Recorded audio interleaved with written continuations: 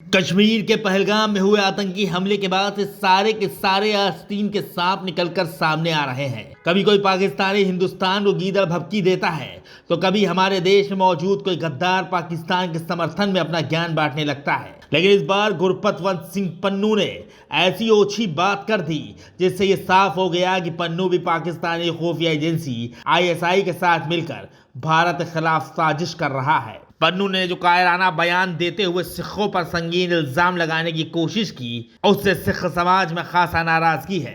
पन्नू के बयान पर सख्त नाराजगी जाहिर करते हुए Asia book of world records पुरस्कार विजेता डॉक्टर परविंदर सिंह ने कहा कि पन्नू जैसे लोग हमारा कुछ नहीं कर सकते और ऐसे लोगों को आतंकी सिर्फ इस्तेमाल करते हैं।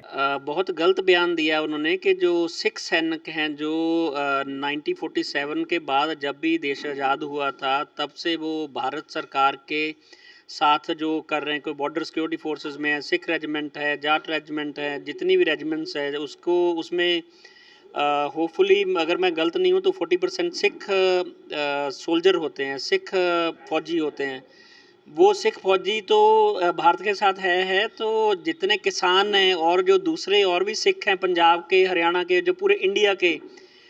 आपको बता दें कि खालिस्तानी आतंकी संगठन सिख फॉर जस्टिस SFJ के चीफ गुरपतवंत सिंह पन्नू को ISI अपने हथियार की शक्ल में इस्तेमाल कर रहा है।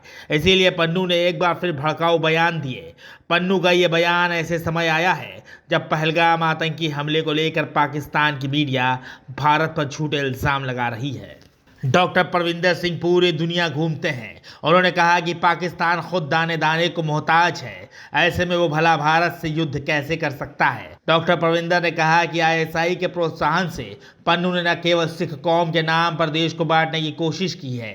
पहलगाम का जो मैटर हुआ है बहुत ही गलत मैटर हुआ है कि सभी लोग शांति की तरफ चले पड़े हुए हैं और एक पहलगाम ने अशांति फैला के रख दिया। जो काम किया गया है उधर बहुत ही गलत काम किया और करवाया गया है। जिसने भी किया है वो शांति के टोटली उल्ट चला गया। मैं उनको अनपढ़ बोलूँगा कि वो जाहिल किस्म के होंगे। आतंकवादी भी वो धर्म नहीं पूछते, वो सीधा जिसको मारना है उनको एक टारगेट देते हैं, वो उनको मारते हैं। ये तो एक स्क्रिप्ट राइट करके दिया गया था पीछे से, किसी ने जैसे दिया हो, कोई साथ वाली कंट्री हो या कोई और कंट्रियों ने दिया हो उनको, वो स्क्रिप्ट के हिसाब से ही उन्होंने काम किया। जैसे मूवी होता है ऐसे ही काम हुआ है उसमें। ये तो बेवकूफ़ी है उसकी जो बोल रहा है कि वो एक ISI फंडिंग स्क्रिप्ट की जो बात की है ना हमने, वो स्क्रिप्ट के ऊपर ही वो बोल रहा है कि जो सिख सैनिक हैं वो भारत के हक में नहीं लड़ेंगे। क्यों नहीं लड़ेंगे भाई? अगर ये इसकी बात मैं एक बताता हूँ कि पन्नू अमेरिका से, हम भी उधर से ही हैं। ये इसको बोले कि इंडिया में कहीं भी कोई भी जगह पिक कर ले, इसको खुली छूट देते हैं गवर्नमेंट ऑफ इंडिया से। हम मांगते हैं कि इसको बुलाओ और इसको एक सरपंची की, जो गांव की सरपंची होती है उसकी इलेक्शन लड़ाओ। इसको मालूम पड़ जाएगा कितने पानी में है।